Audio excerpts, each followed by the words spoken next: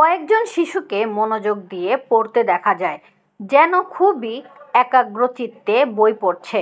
এমন বই পড়ার অভ্যাস আর খুব একটা দেখা যায় না, একেবারে নেই বললেই চলে। পড়ার বইয়ের বাইরে নেশা একটাই, মোবাইল ফোন। বিশেষ করে এখন যারা 10-এর নিচে, তাদের চোখ আটকে থাকে টিভি, মোবাইল, আইপ্যাড ও ল্যাপটপে। সেখানে সর্বক্ষণ চলছে গেম খেলা বা ভিডিও দেখা।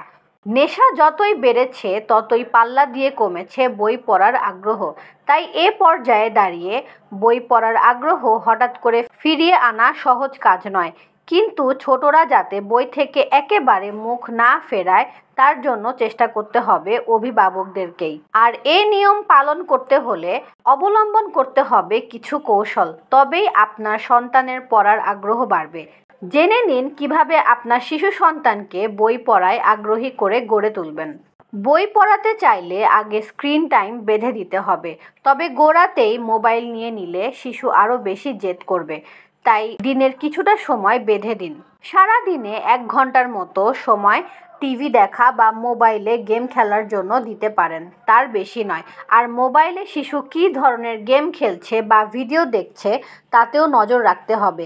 বাকি সময়টা পড়ার বইয়ের বাইরে বিভিন্ন গল্পের বই পড়ানোর অভ্যাস করুন। এখনকার ছেলে মেয়েদের মধ্যে গল্প শোনার ধৈর্য কম, অভিভাবকরাও সেভাবে সময় দিতে পারেন না। কিন্তু যদি শিশুর মধ্যে পড়ার আগ্রহ তৈরি করতে হয়, তাহলে ছোট থেকেই গল্প শোনার অভ্যাস তৈরি করুন। খাওয়ানোর সময়ে হাতে মোবাইল দেবেন না, গল্প বলুন। নানা রকম গল্প শোনার অভ্যাস তৈরি হলে শিশুর পড়ার আগ্রহ তৈরি হবে।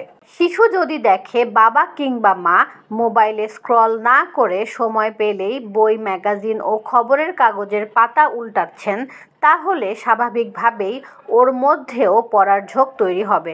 কারণ ছোটরা বড়দেরকেই অনুকরণ করার চেষ্টা করে। তাই আগে মা কিংবা বাবাকে নিয়মিত পড়ার অভ্যাস তৈরি করতে হবে। ছুটির দিনে আপনার সন্তানকে নিয়ে শপিং মল কিংবা রেস্তোরাঁয় যাচ্ছেন, ঠিক আছে, তবে সময় করে লাইব্রেরিতেও নিয়ে যান। ধারের কাছে লাইব্রেরি না থাকলে বইয়ের দোকানেও নিয়ে যেতে পারেন। নিজে হাতে করে বই নেড়ে চেড়ে দেখলে, সেখানেই বসে কিছুটা পড়তে পারলে বই পড়ার নেশা আপনা থেকেই তৈরি হবে। ঠিক বয়সে ঠিক বই বেছে না দিলে পড়ার অভ্যাস তৈরি তো হবেই না, বরং বিরক্তি আসতে পারে। কেবল রূপকথা বা ছবি দেওয়া বই নয়, বরং ছোট থেকেই বাস্তব জগতের সঙ্গে একটু একটু করে পরিচয় করান।